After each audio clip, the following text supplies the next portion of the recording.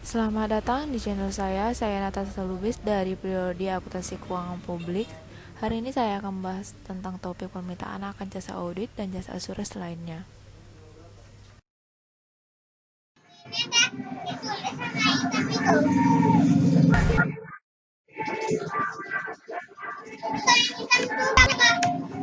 Ada beberapa pembahasan yang akan saya bahas. Yang pertama sifat audit, yang kedua perbedaan antara auditing dan akuntansi, yang ketiga aspek ekonomi dalam permintaan akan audit, dan yang keempat jasa asuransi.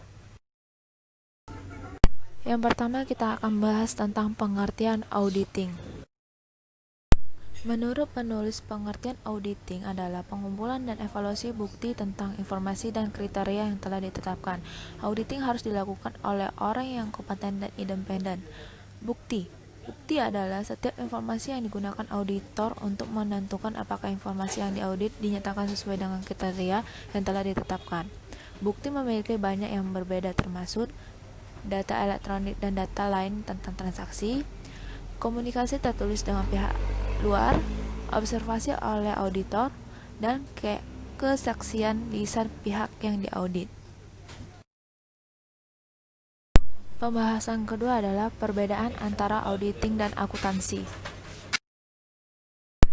Adapun beberapa perbedaannya. Yang pertama dari segi arti.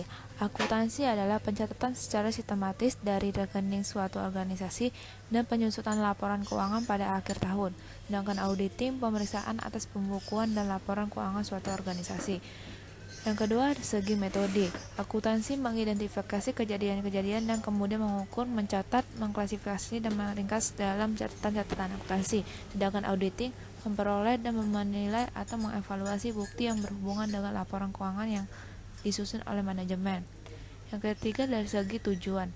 Akuntansi menyusun dan mendistribusi laporan keuangan, sedangkan auditing menyatakan pendapat tentang kewajaran laporan keuangan.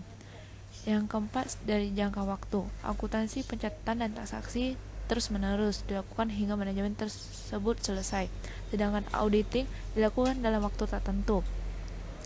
Yang kelima, dari segi peraturan. Akuntansi mengikuti aturan accounting standar, sedangkan auditing mengikuti aturan standar on auditing. Yang keenam,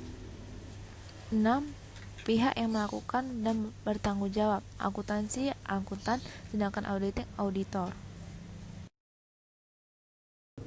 Pembahasan ketiga yaitu aspek ekonomi dalam permintaan akan auditing. Penyebab risiko informasi adalah yang pertama itu jauhnya informasi. Dalam perekonomian global, hampir mustahil bagi seorang pengambilan keputusan untuk mengetahui secara langsung organisasi yang menjadi rekan usahanya. Informasi yang disediakan oleh pihak lain harus menjadi andalan. Yang kedua, bias dan motif penyediaan. Jika informasi disediakan oleh seseorang yang tujuannya tidak sejalan dengan tujuan pengambilan keputusan, informasi itu mungkin dibiaskan demi menguntungkan penyediaan. Yang ketiga, data yang sangat banyak. Semakin besar organisasi, semakin besar volume transaksi yang ada. Hal ini memperbesar kemungkinan dimasukkannya informasi yang dicatat secara tidak tepat ke dalam catatan.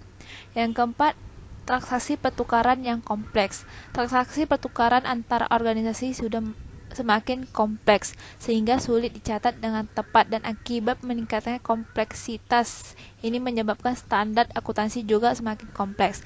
Cara untuk mengurangi risiko informasi. Yang pertama, pemakai memverifikasi informasi. Pemakai bisa mendatangi lokasi perusahaan untuk memeriksa catatan-catatan dan memperoleh informasi tentang keandalan atau reliabilitas laporan. Yang kedua, pemakai berbagai risiko informasi dan manajer. Jika pemakai mengandalkan laporan keuangan yang tidak akurat dari manajer dan akibatnya menanggung kerugian keuangan, maka pemakai dapat mengajukan tuntutan hukum terhadap manajer. Yang ketiga adalah laporan keuangan yang diaudit sudah disediakan. Cara paling umum bagi pemakai untuk mendapatkan informasi yang andal adalah dengan meminta audit independen. Pembahasan yang terakhir yaitu jasa asuransi. Jasa asuransi adalah jasa profesional yang meningkatkan kualitas informasi bagi para pengambil keputusan. Jasa asuransi dapat dilakukan oleh akuntan publik atau oleh berbagai profesional lainnya. Jasa asuransi mencakup tentang informasi laporan keuangan historis, perkiraan keuangan perusahaan, dan pengendalian situs web. Jasa asuransi dapat dilakukan oleh akuntan publik oleh berbagai profesional lainnya. Sebagai contoh, Consumers Union, sebuah organisasi nirlaba, menguji beraneka macam produk yang digunakan konsumen dan melaporkan hasil evaluasinya atas mutu produk yang diuji dalam Customer Report. Salah satu kategori jasa asuransi yang diberikan akuntan publik adalah jasa asetitasi, yang merupakan jenis jasa asuransi di mana kantor akuntan publik atau KAP mengeluarkan laporan tentang suatu permasalahan atau asuransi yang disiapkan pihak lain. Jenis asuransi dibagi menjadi 5 jenis, yaitu audit atas laporan keuangan historis, audit atas pengendalian internal atas laporan keuangan, review laporan keuangan historis, jasa estetis mengenai teknologi informasi, dan jasa estetis lain yang dapat diterapkan pada berbagai pembahasan. Sekian presentasi dari saya. Jika ada kekurangan atau kesalahan, saya minta maaf.